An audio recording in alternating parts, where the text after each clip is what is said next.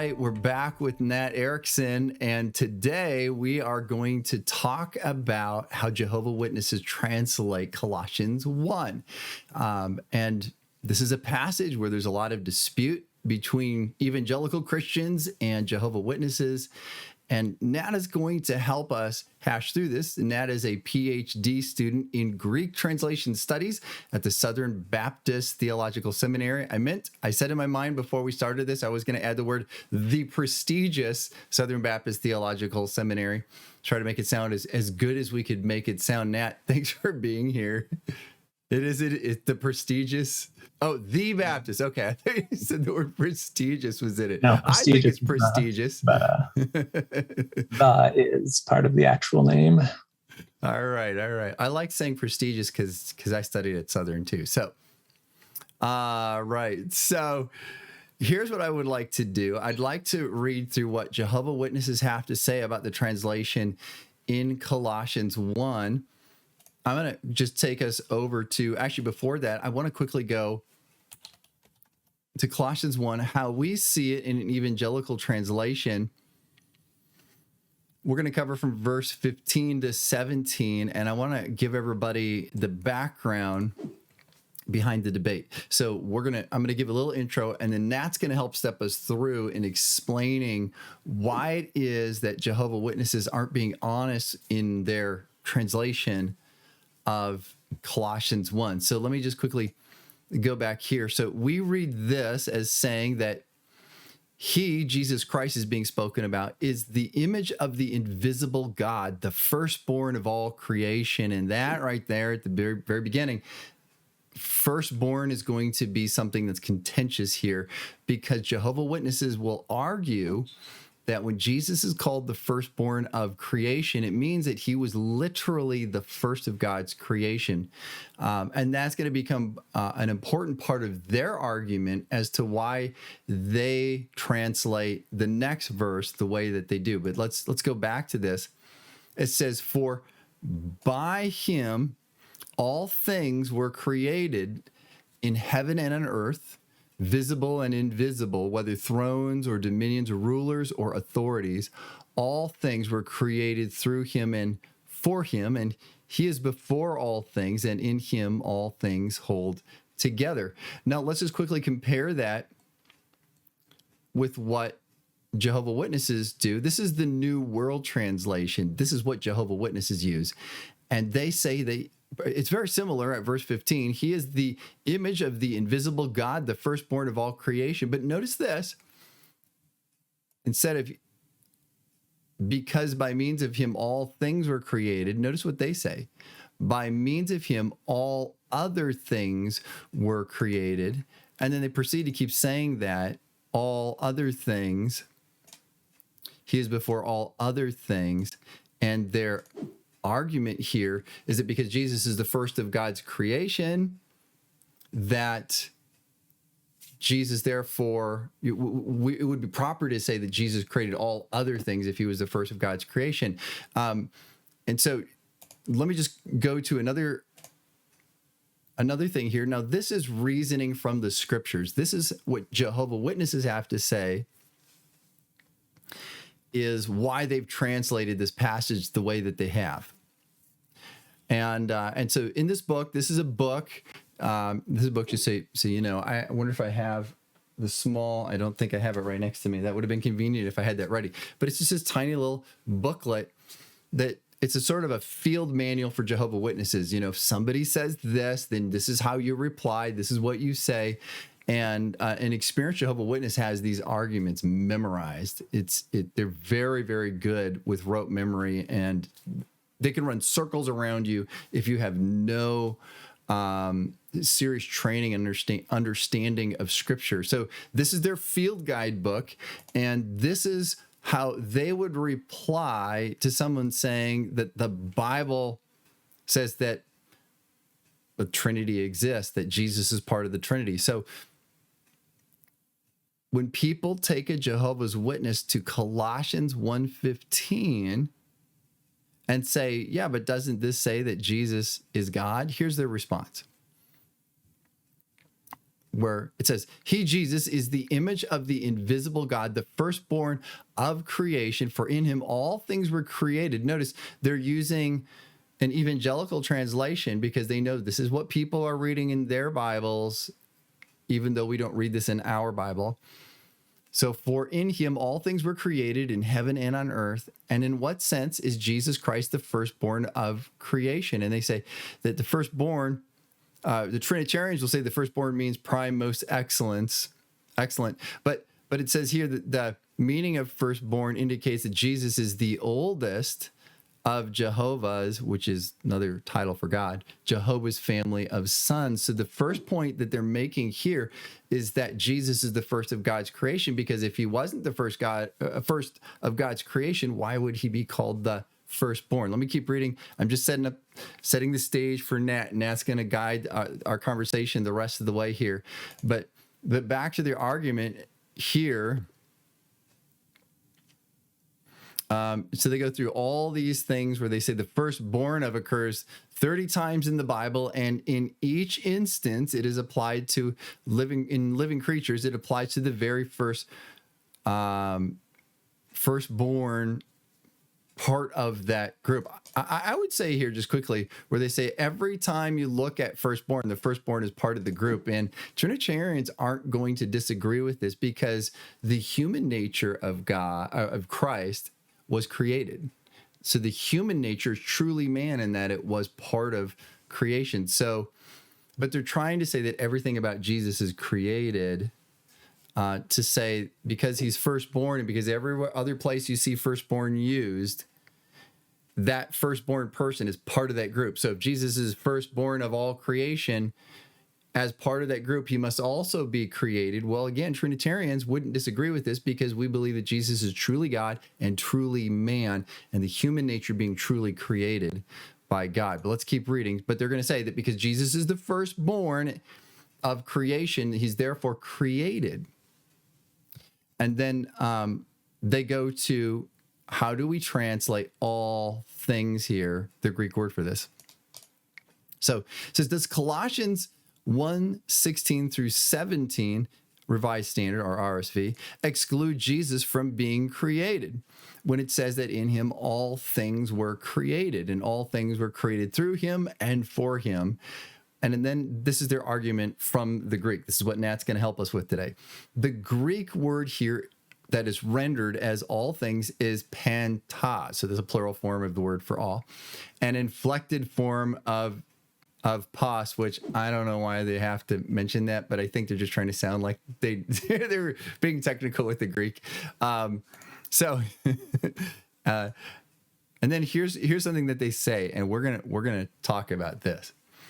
It says at Luke 13:2, the Revised Standard RSV renders this, that is panta, as all other, the JB any other, and the NE any one else. And I find that interesting because if we're going to go here, but this is the word all in Greek is not the reason why we come up with the word other, especially in Luke 13. And I'd have to say, Nat, if they understood Greek, I don't think they would be arguing from Luke 13:2. But basically they're saying, look, it's because the word for all, panta, how do you pronounce panta? I'd say panta. Is that, what's that? Panta. Okay. So because that word gets translated as all others somewhere else, therefore we're going to translate it that way because there's a good reason to do it. I'm going to let you step us through why are Jehovah Witnesses wrong in their argument for why they should translate Colossians 1:16 through 17 as all other. The second point is, are they correct in their understanding of the word firstborn? Does that mean Jesus is created and the first of God's creation?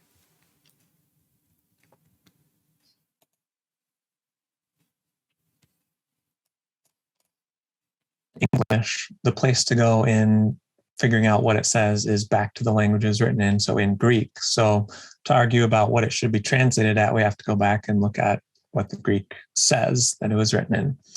And just before I step into stepping through the Greek, why is there a problem in the Jehovah's Witness approach of translating all things were created in or by Jesus? Well, simply there's two other places in the New Testament, so Ephesians 3:9, as well as Revelation 4:11, and a variety of extra canonical literature where God is specifically said to be the one who creates all things, right? That same construction in Greek, same verb, same tapanda, all things. So there you've got the start there where it sounds an awful lot when you just look at the Greek, like Paul is saying Jesus created everything just like God created everything. So that's kind of where you start off with the Jehovah's Witness argument, is quite literally, they acknowledge literally you should translate this all things. That's what the Greek literally says. But because, as they say, we know Jesus was the first created, we must translate it all other things so as not to imply that Jesus is God. So the whole discussion is framed in terms of a theological bias. Now, whether that's a good or bad, right or wrong bias, we can discuss that later, but the Jehovah's Witnesses acknowledge up front their translation is driven by that theological bias. So now I want to start stepping through, what does the Greek say? And starting with their translation note, as Greg already pointed to, of why they point to three other texts in the New Testament saying the Greek word for all can be translated all other. So I'm going to start with the first one here being Luke 13:2. So I'll bring that up here. Sorry, I got somebody texted me in the middle of this, and I was in the middle of doing some live editing, and so I'm sure there were some awkward moments where you're like, why are we looking at the screen? It's my fault. I'm distracted. I'm going to bring up Luke. So 13. What was the 2? Okay. So I'm going to bring this up here. I think you have that in a slide as well, but 13:2. yeah. And can pull up to the English text of the Jehovah's Witness translation there. So the Jehovah's Witness translation, you can pull it up in that slide that I showed you. Okay, all right, we'll go to the slides. All right, here we go. Very good. So you'll see the translation there. In reply, Jesus said to them, do you think those Galileans were worse sinners than all other Galileans? So under there on the bottom, you can see the Greek phrase in question is para pandas tus Galileus. So, okay, that's the phrase. The Greek phrase that we're looking at in Colossians 1, is ta panda. So ta panda is what we call a substantival usage of the word pas. In other words, pas is an adjective, but it's used here as a noun in Colossians. So for starters, there's two problems with pointing to this as an analogy. One, pas is actually functioning as an adjective here, not as a noun. So it's functioning different in Greek. And second, beyond that, it's actually part of a whole different phrase. It's part of a prepositional phrase. Para, here is a Greek preposition, and one of its hosts of usages is a comparative construction.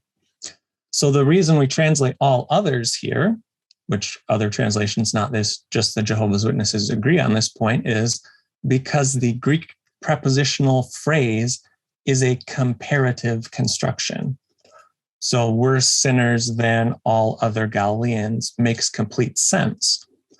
The problem here is not how the Jehovah's Witnesses translate it, but that it's a disingenuous parallel to what's in Colossians. It's not the same usage of the word pas in Greek, and it's a comparative construction, which is not the case in Colossians. So here we're comparing apples to oranges and saying that oranges must be red because apples are red. You can't make that comparison. So to start with, that's not a good comparison. It's a linguistic sleight of hand to point to this as supporting translating tapanda, all other things. It's like, so the words found here, look, here's the translation in Luke 13:2. Therefore, our translation is valid where we have it. Yeah. And it's like, you kind of go, man, if you know the Greek, you're going, they don't really know how to translate, do they? It's like they're yeah, anybody who understands that the language, no, they don't know the language. So they're not, which I think is important to point out. If they don't really know the language, this is what's going to happen. They're going to try to argue in a way that begins to slowly reveal that they don't know what they're talking about. In fact, I want to just make a little quick side note. I don't know if you know this, but Charles Taze Russell, who's the founder of Jehovah's Witnesses, claimed to translate the New World Translation. And this was back in the early 1900s, where you could take these matters into court. And so he was asked, while under oath, he was asked, do you translate Greek? Are you a Greek translator? And he said, well, yes, I'm a Greek translator. And so the prosecutor said, well, would you be able to translate this passage for us? And they gave him a softball pitch, like not a difficult translation. They gave him John 1:1. And he says, I've never seen that before. I'm very unfamiliar with that. Well, if anybody knows just like the words of great frequency, by frequency of mention, like the words in John 1:1 are like, really core vocabulary in Greek, and he couldn't translate it. So that's the very beginning of Jehovah's Witnesses. While under oath, the very founder could not translate a softball pitch question, a translation question. So where do you want to take us next? Should we go back to the slides?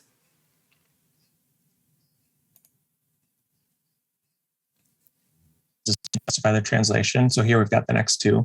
Luke 21:29. Here we have, right, Jesus talking in a parable. He told them, notice the fig tree and all the other trees. Okay, so let's start with here.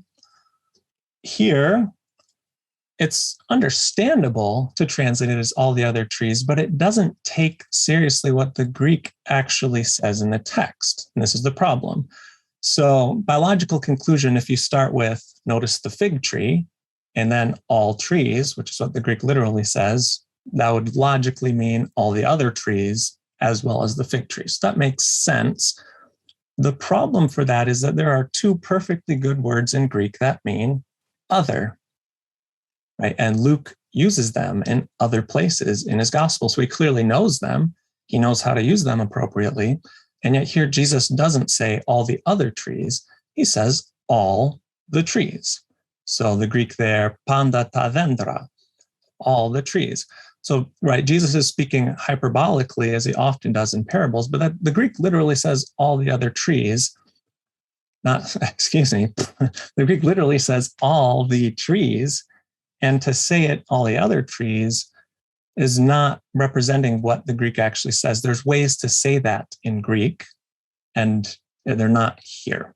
So like he has like, behold the fig tree and all the trees. And just in the context, we know right there, he's not, he's making, this is one of the parts. And so, yeah, we would understand the translation.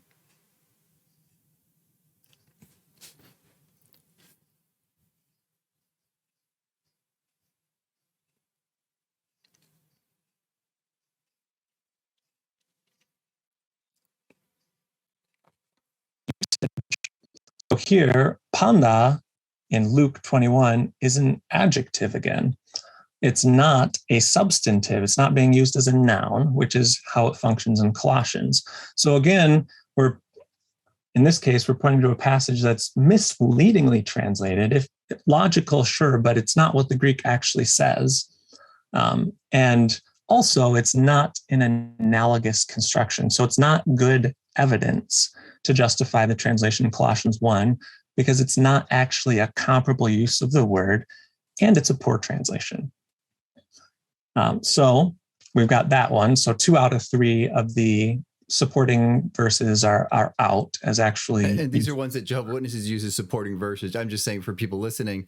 Very good. And so we're just assessing those. Go ahead. And so then on to the last one, Philippians 2:21.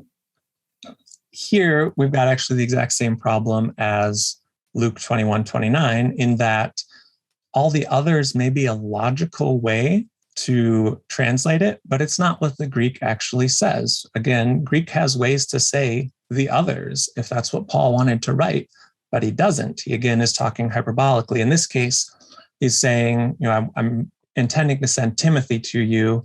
I don't have anyone like him. All the others are seeking their own interests. Okay, that's the Jehovah's Witnesses. The Greek literally says they're all seeking their own interests. We know from the passage that he doesn't include Timothy in that, all of them. So they're eupandes at the beginning of 21.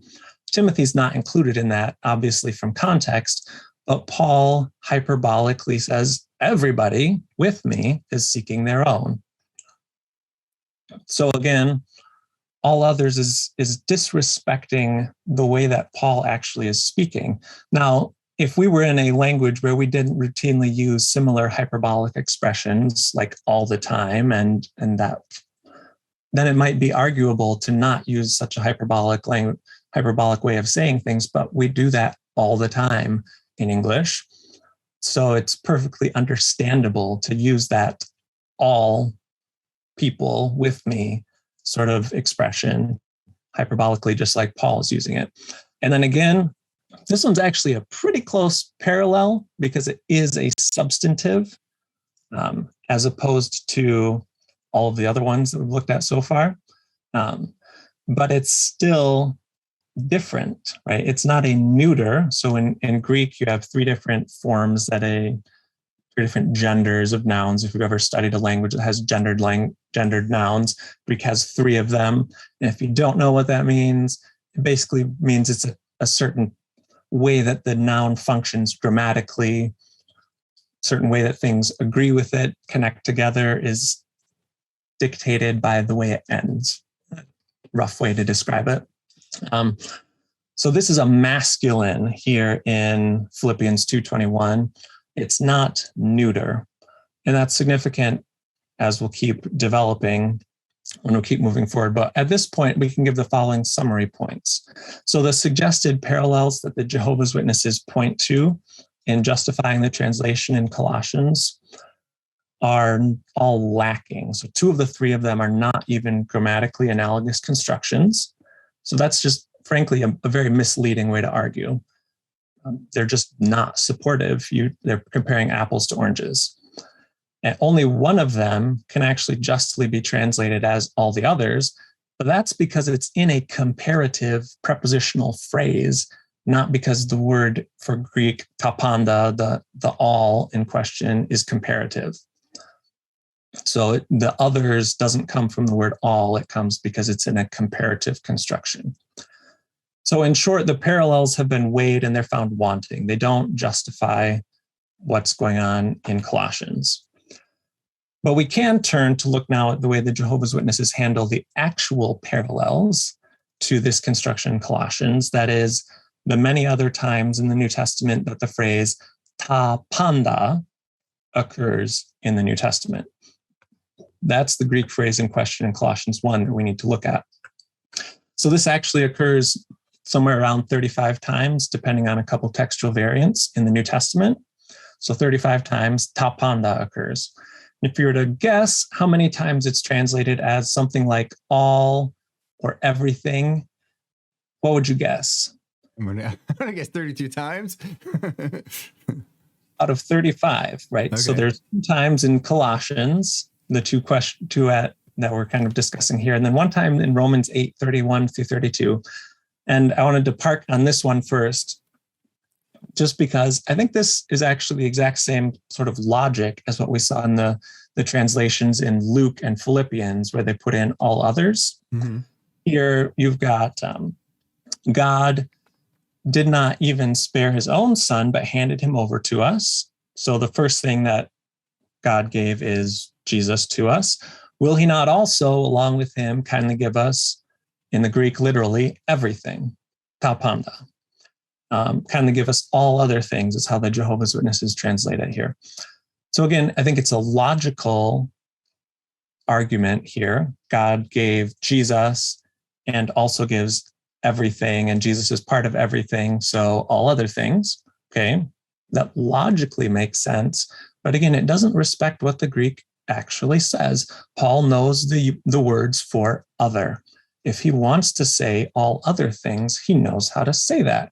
It's not an uncommon expression in Greek, even in Greek of Paul's day, in the literary writings we have. Is this Romans 8? Are you taking the New World Translation there, or what's this? This is the New World Translation. Oh, okay. I know. I'm just curious. I have not actually looked this up, but I'd be curious. What do we have? Say like a main. What do we have? We give us all things. Yeah. So they're doing that probably because they're trying to stick to their guns in their translation, I'm assuming. Back again is it doesn't respect what the Greek text actually says. Right? The Greek actually says everything. And there's not a reason to doubt that Paul knows how to say all other things if he wants to say that, but he doesn't. Right. And as we actually agree on this point with the Jehovah's Witnesses, that God inspired the text, God inspired the New Testament, the whole Bible, we have to take seriously what's there as opposed to what isn't there.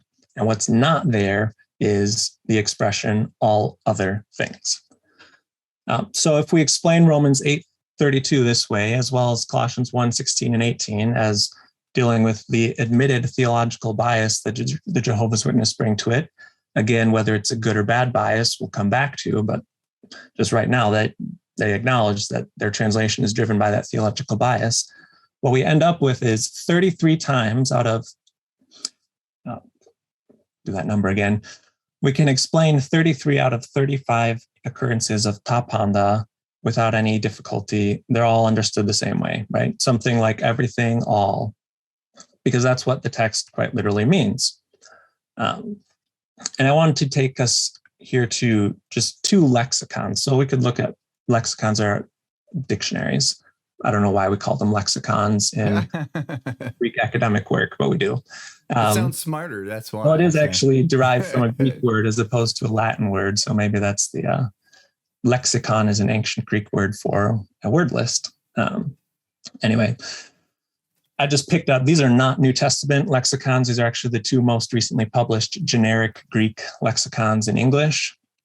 So the Brill Dictionary of Ancient Greek and Cambridge Greek Lexicon. And my point here is, why do the Jehovah's Witnesses translate tapanda as everything or all in 32 out of 35 times, and every other translation agrees with them on these translations? Why?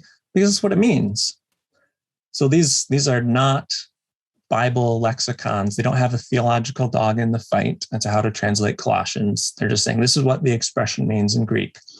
A substantive neuter plural, which is a mouthful to say the form tapanda from the Greek, from the basic form pas. It means everything or all. And there's a technical use in philosophical writings to mean everything in the sense of the universe or everything. So any Hitchhiker's Guide to the Galaxies, right? Life, the universe, everything. It means that sort of everything in philosophical use. But the point here from these two lexicons, again, we could peruse through dozens in English and other languages, and they all just point to the same thing. This expression, tapanda, used means everything. It means the whole, it means all. That's what it means, right? So in every other passage, except where we have theological bias on the line, the Jehovah's Witnesses translate it as all or everything, because they recognize that that's what it means. So where are we so far? So when it comes to tapanda, which is the key Greek thing that's being translated all other things by the Jehovah's Witnesses, what we can say is this. The translation notes of the Jehovah's Witnesses admit that all other things is driven by their theological bias that Jesus is created. Therefore, he can't be, or the text can't presume that Jesus is not created. So that's their theological bias that drives it. Again, good or bad, we're not commenting on that right now. We're just talking about what the Greek says. Second, the parallels that the translation notes point to support their translation don't work. They're linguistic sleight of hand notes in that, one, they're not analogous constructions. So they're arguing apples to oranges, which is not a good way of arguing for anything. And two, the translation all others doesn't actually respect what the Greek text says in 2 out of 3 of those supposed parallels. So they're not supportive. They're not good parallels. So just quick. So what we're basically saying is when they translate Colossians 1:16 through 17, when they translate that as all other, or what you see in Romans 8, basically we're saying they're not translating a word that actually exists in the Greek, and they're not translating because the context clearly demands it because we've got a comparative structure or something like that. They're just inserting it, and then they're saying, oh, look, there goes the squirrel. And just quickly, throwing that in there,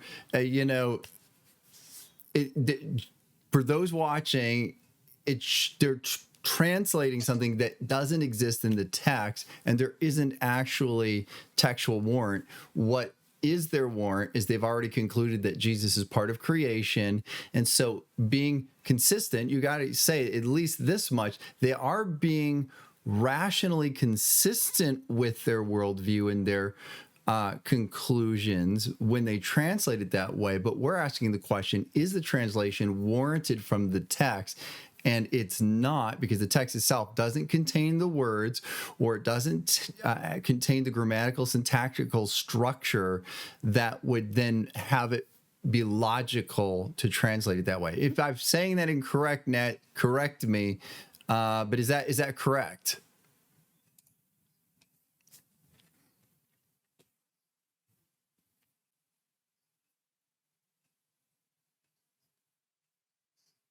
In the rest of the places in the New Testament, they clearly understand how it functions, what the word literally means, right? Exactly what the lexicons say it means. And then lastly, the translation, all other things, is, as you just summarized there, is a bad translation because there's ways to say that in Greek, right? There's clear ways to say that in Greek using the Greek words for other. So one that occurs quite frequently in Greek literature, both including around the time of the New Testament, is an expression alla ta panda, which quite literally means all the other things, right? That's how you would say that in Greek, but that's not there. That's not what's in the text. So the words for other aren't there. So bringing these considerations together, just talking strictly of the Greek and how we should translate ta panda, there's no reason from the Greek to translate ta panda as all other things. So not only is there no reason to translate it that way, what's actually in the text excludes translating it that way. Right? So just literally what the Greek says, it does not say all other things. So that's where we start with. So at this point, we're at really what the Jehovah's Witnesses already concede at the beginning, is that this literally says all things, not all other things. And then we have to deal with the question of, well, why are they then moving on to the translating it all other things? And that takes us back a verse to Colossians 1:15 with the keyword firstborn. So we'll get to those slides in a minute here.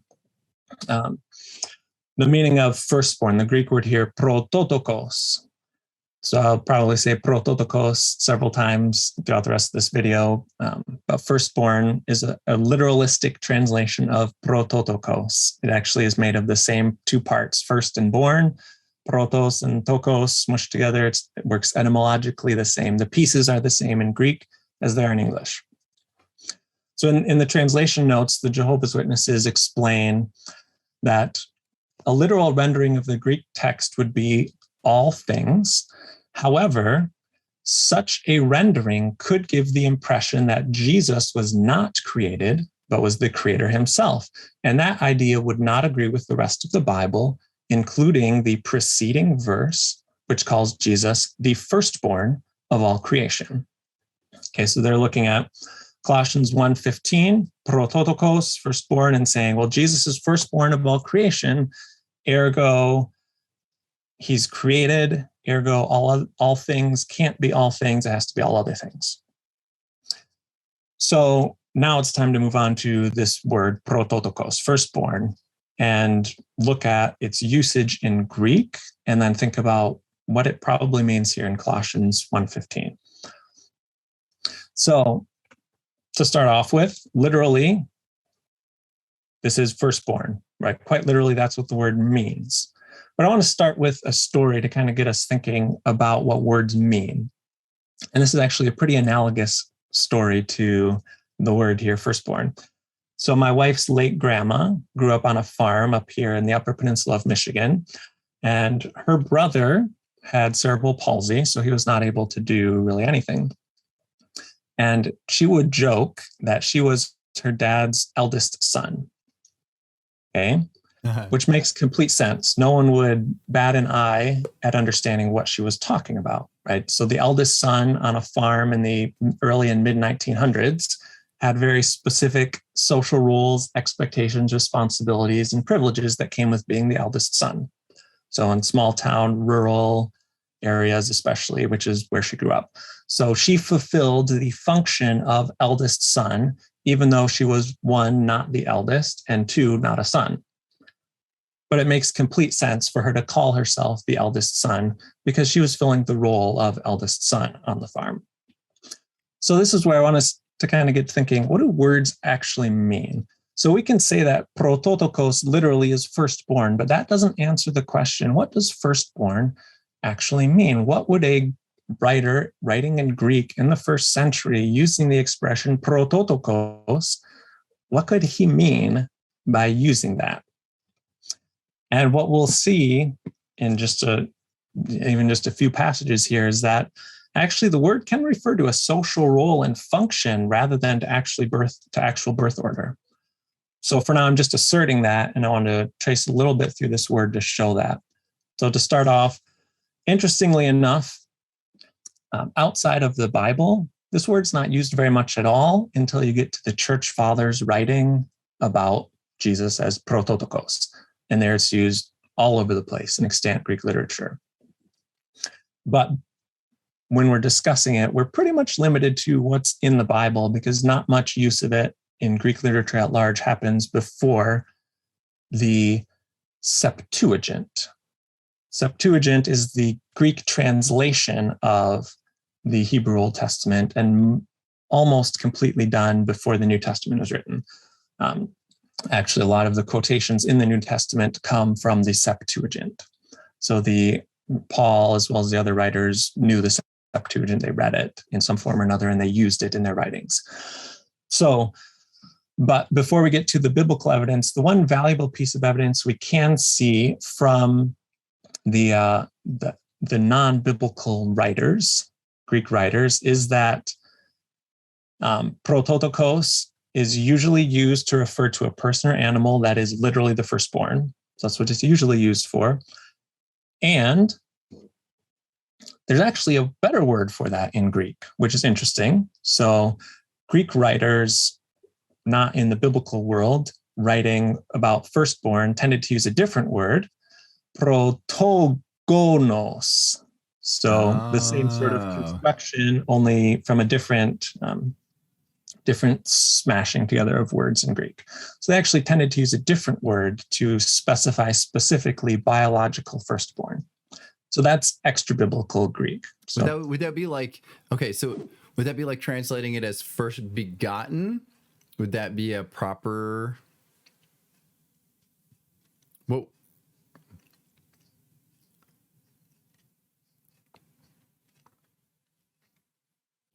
Outside of the Bible, Greek writers tended to not use prototokos when they were talking about literally the firstborn. So they tended to use prototokos not to emphasize the born notion, but to put the notion of the privilege associated with the role of firstborn. So you could call an adopted child your firstborn son. Okay. Not first, not born, but the prototokos, right? It's filling the role, the privileges associated with the role of firstborn within the culture. So that's a key place to start.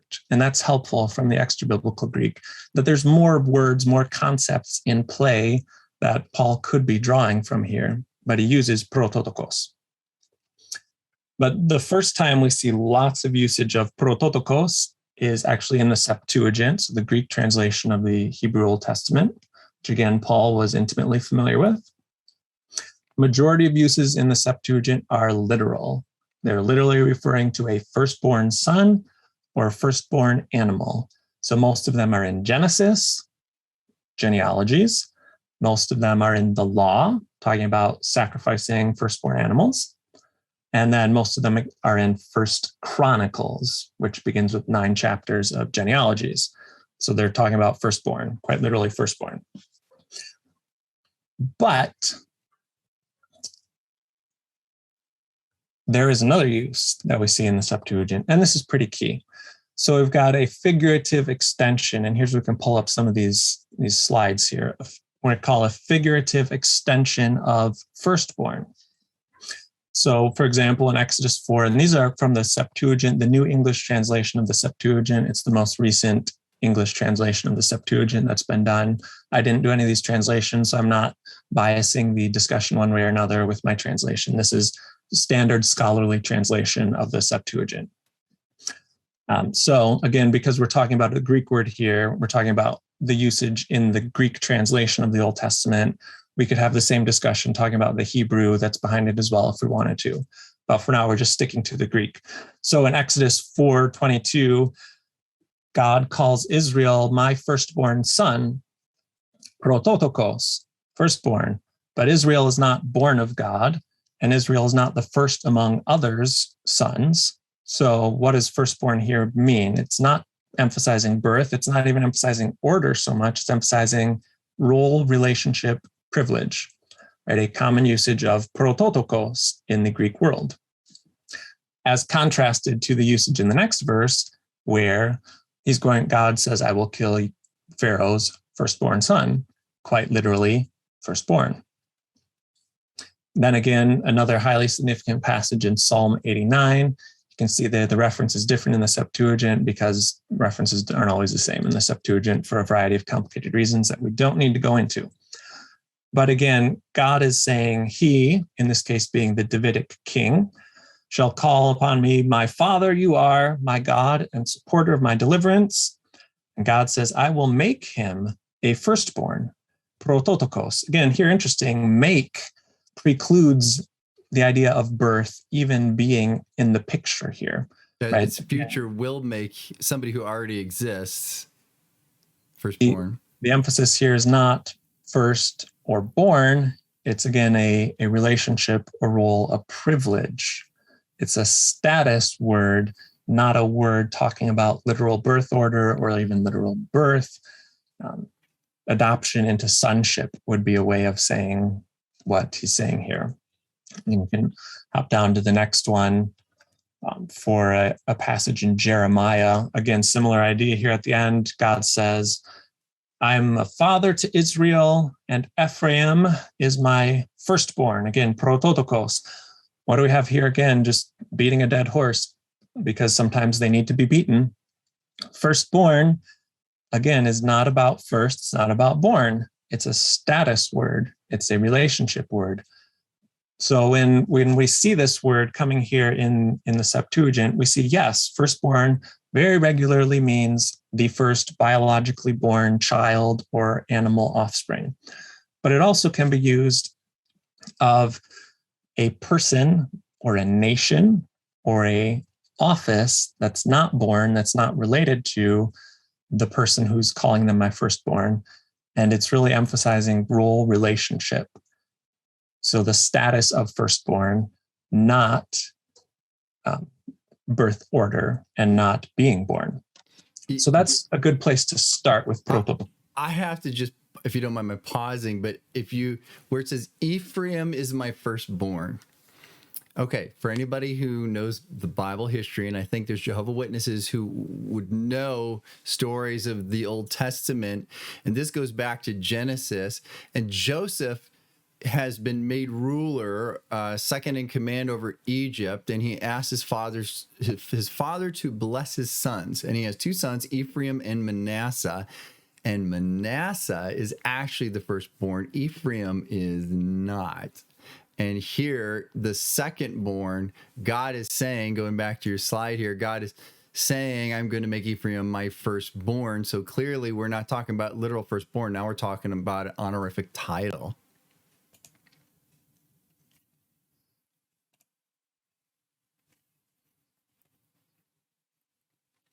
referring to a person, all right, that double with the background history of Ephraim, Manasseh. But it's very telling. It's very telling. Yep. Yeah. So like, okay. So like in scripture, like the head, like Judah was the head over the southern kingdom. So you would call the southern kingdom Judah. The northern kingdom was headed up by Ephraim among all the other tribes. And so oftentimes Israel, the northern kingdom, was called Ephraim. But yeah, again, Israel isn't the first of God's nations on the earth, but has chosen to be given this title of benefit of a firstborn son. Where are we going next?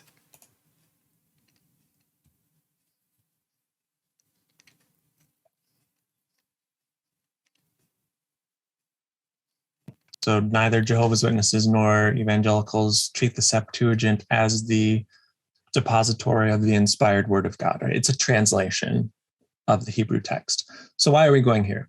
Well, the point of this and the passages we'll look at just briefly that are not even from the biblical text at all is to ask the question, when Paul's writing in Greek, what does the word prototokos mean? What can it mean? And to answer that question, we can't just look at the New Testament, although the New Testament does give us some decent evidence, but we have lots of Greek from the general area, so we can poke around from the general time period of Greek and say, look, here's other people using the word. How are they using it? This is also what the word can mean. So it's important evidence about what prototokos can mean. And it can mean role, privilege, honorific title, not even a reference to being born of the person who you're called the firstborn of. And I have one more, which I just think is a great example here on the next slide. This is it's a really fun story called Joseph and Asenath. It's a highly illuminating usage of the word I want to draw attention to. So this is probably written by a Jewish author, probably either slightly before or slightly after the New Testament. So we're like smack dab in the time period in which Paul was alive and writing here. It's an interesting story. It's part romance novel. It's part theological treatise on conversion, and it's part an adventure story. Anyway, it's just a fun story. But I appealed to it here as an example of the normal usage of prototokos. And what's great is here we've got, in the same work by the same author, two characters who are both called the firstborn, and the sense is completely different. So in the beginning of Joseph and Asenath, Pharaoh's firstborn son heard about her and Asenath, the beautiful Egyptian daughter of the priestess. So this is actually an expansion of the brief note about Asenath in Genesis, so Joseph's wife, slightly different name in the Hebrew text, but so she's a character that actually she's there in Genesis in the Bible. And this is an expanded legend on that. But so the firstborn son, he's quite literally Pharaoh's firstborn son. He's heir to the throne. For all that we know, he is the first biological child Pharaoh has, and we don't really have a reason to doubt that.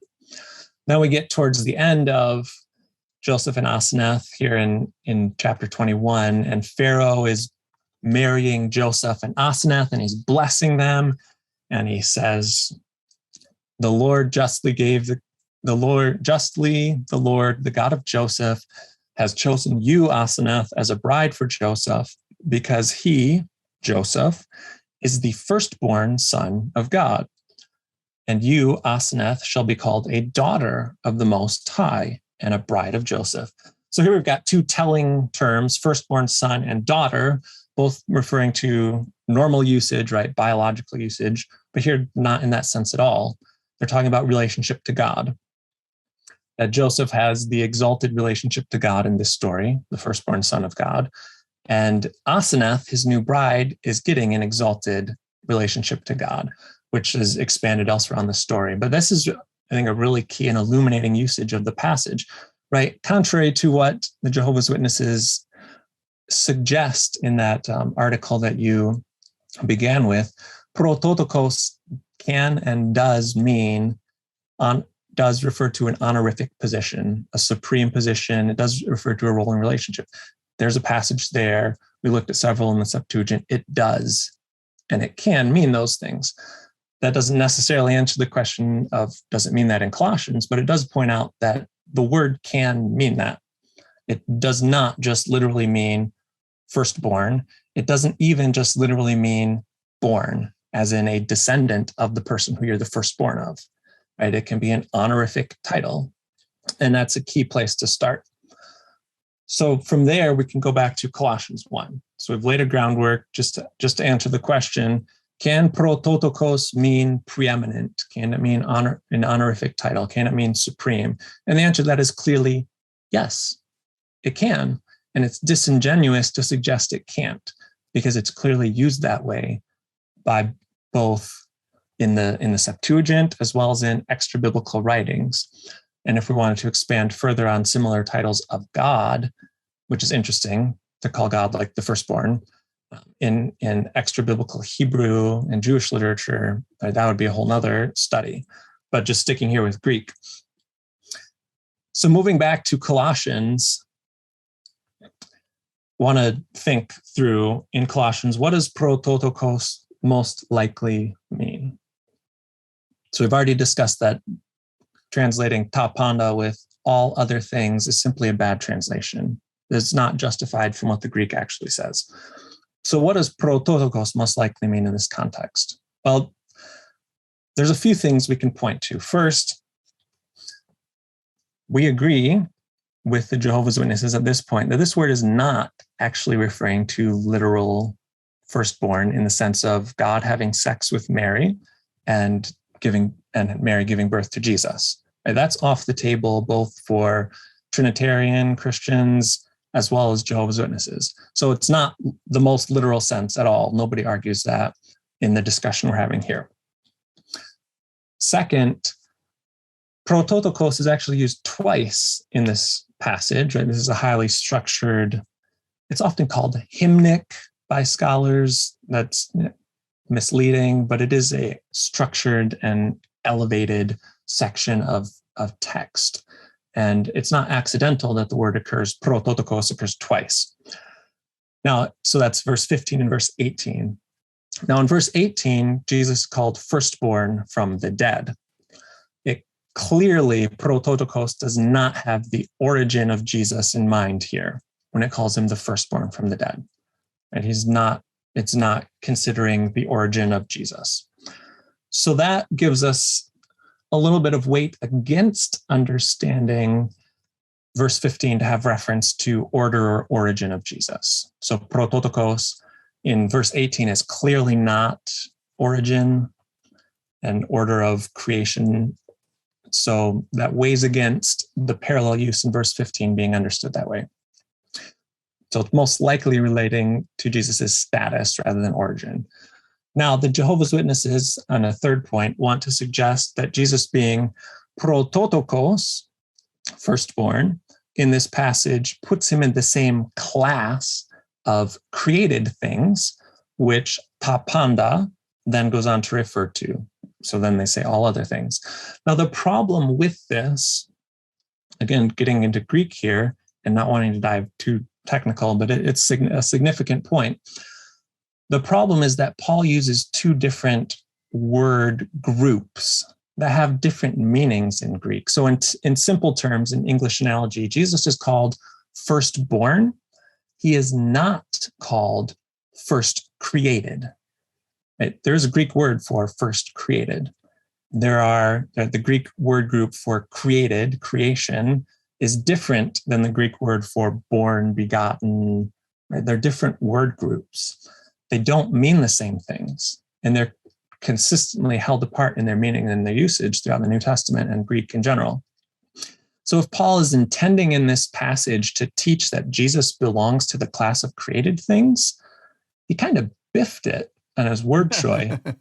You would expect him to say that Jesus was first created if that was his point, right? But he actually uses the firstborn language first and then talks about created. And those are two different families of words, two different meanings. They're not analogous meanings.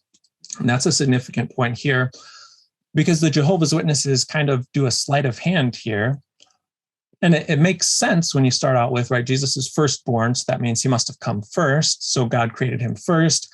And then we go on to creating other things. But the Greek text doesn't actually call Jesus first created. It calls him firstborn, which is different than the class of things that are created. So they're two different classes, and that's important to keep them apart. And lastly, this gets into actually the structure of the Greek passage here.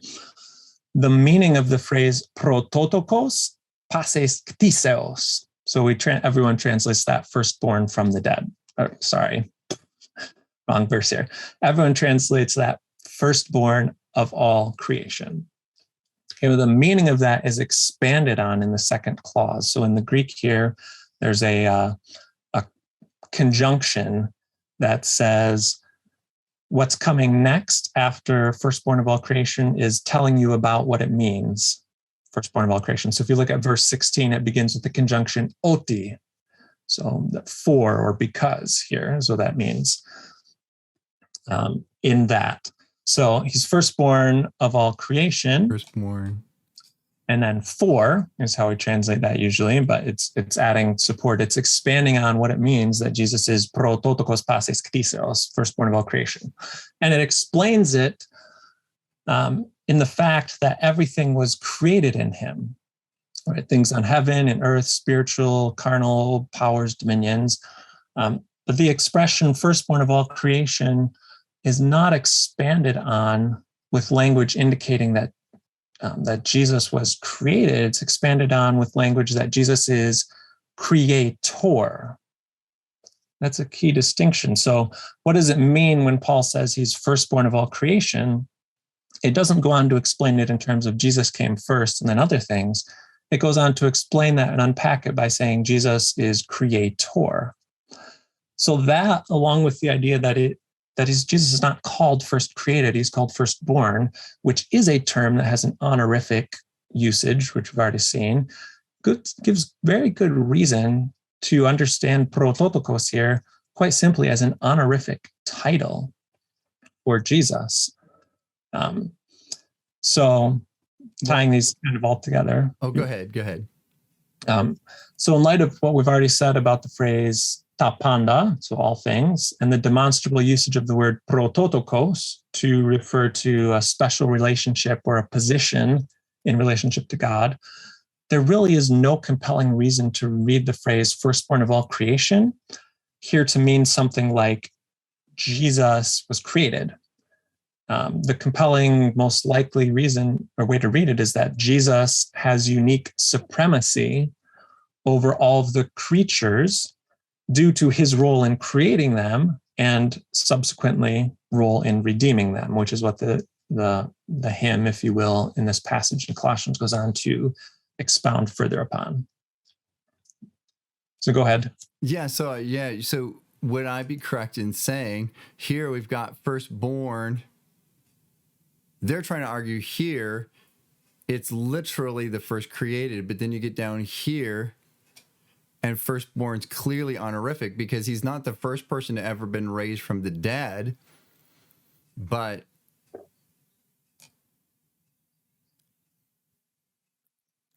it's talking about an origin of Jesus, right? And for the Jehovah's Witnesses argument to work, firstborn in 15 has to be about his origin. Right? It's clearly the same word in verse 18 is clearly not about his origin. Okay. So you've got the same word used in very close proximity. They're arguing it's used in two completely different senses.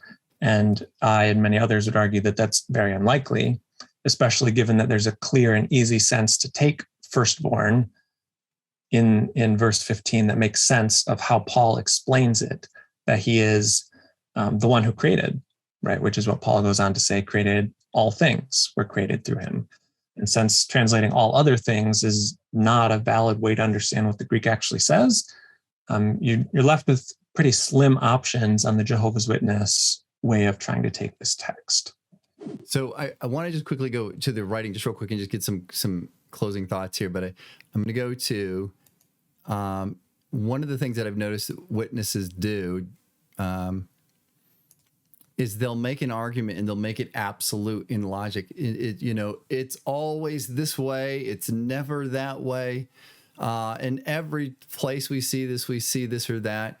And notice the way that they argue this, that before Colossians 1:15, the expression firstborn of occurs upward of 30 times in the Bible. And in each instance, and they're wording this kind of carefully, in each instance that firstborn, is applied to living creatures, the same meaning. So every time, each time, same meaning applies.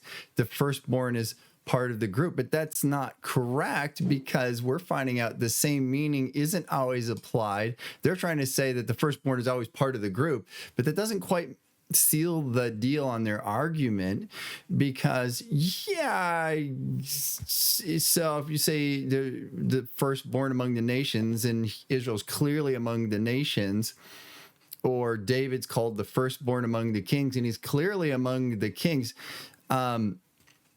that's not what we're saying. We're not saying is Jesus as a man part of creation, because his human nature is.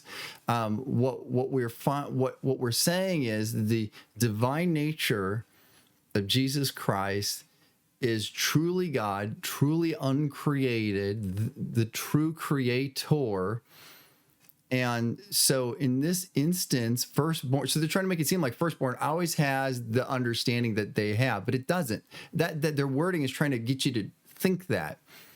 But what we're finding is that firstborn has other uses than what they're trying to make you think. They're trying to lead you down the path to think that firstborn always means, and never means anything else, that person is the first of that group. But we're finding out it's not. Firstborn honorary title is one of its many options. And in fact, if we go to Psalm 89, we understand that to be messianic prophecy, that he who currently exists will be made to be called firstborn in the future. So if it's referring to Christ, why doesn't Psalms 89 say he was my firstborn? It doesn't say that. It's saying he will be made future, in the future of that, when that passage was written, he will be made, will take on the title of firstborn. So I think that the argument here for Jehovah's Witness is it's dishonest, because they appeal to Greek, and they clearly don't know what they're talking about. And if they did know what they're talking about, and I don't think they do, we would say that they're being dishonest. But they are at least being dishonest that they know the Greek, and they don't. And they're being dishonest with you about what firstborn can mean. And I think Psalm 89 is like the graveyard for their argument of what firstborn must mean, because in Psalm 89, it clearly points to Jesus Christ and saying that Jesus Christ, the coming Messiah, will be in the future called firstborn. And that's not at all the same thing as saying as he was the first of creation. What are some of your closing thoughts before we go?